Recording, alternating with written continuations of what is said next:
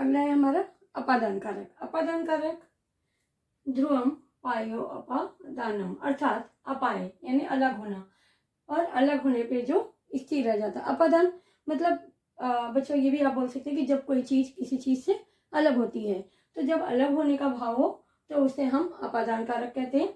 जैसे रामः भवनात् पतति, राम भवन से गिर गया। अब यहाँ पे रामा भवनात् पतति, भवनात् यहाँ पर जो है आपका ये मुख्य रूप से मुख्य पद है कि राम भवन से गिर गया, तो राम कहाँ से अलग हो गया, भवन से अलग हो गया। या जैसे मैं बोल सकती हूँ गंगा हिमालयात् निर्गच्छति, गंगा हिमालय से निकलती है, तो गंगा हिमालयात् निर्गच्छति, गंगा हिमालय से निकलती है, तो यहाँ पर गंगा हिमालय से अलग हो गई।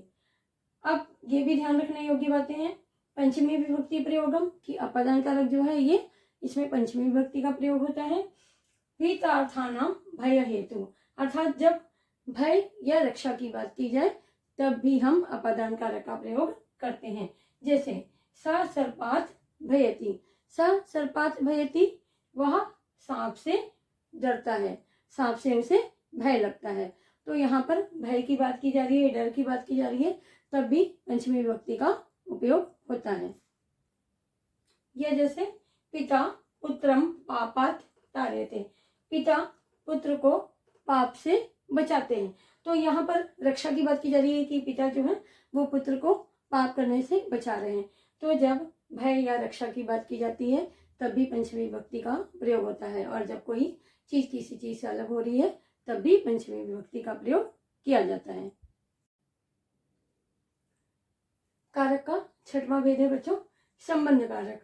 षष्ठी से, अर्थात संज्ञा सर्वनाम का संबंध दर्शाने के लिए षष्ठी जो है षष्ठी कारक का प्रयोग किया जाता है, जो कि अन्य कारक में ना किया गया।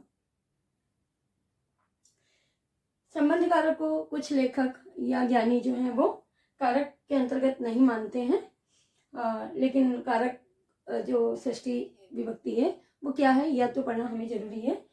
जैसे आप देख सकते हैं लक्ष्मण रामस्य अनुजः अस्ति, लक्ष्मण रामस्य अनुजः अस्ति, लक्ष्मण राम के अनुज है, अनुज मतलब छोटा भाई।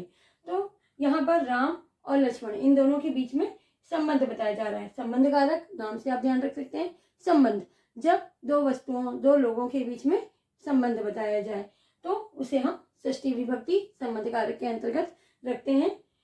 अब ध्यान देने योग्य बातें हैं। पहला तो संबंध षष्ठी, अर्थात कि संबंध कारक जो है वो षष्ठी विभक्ति के अंतर्गत आता है।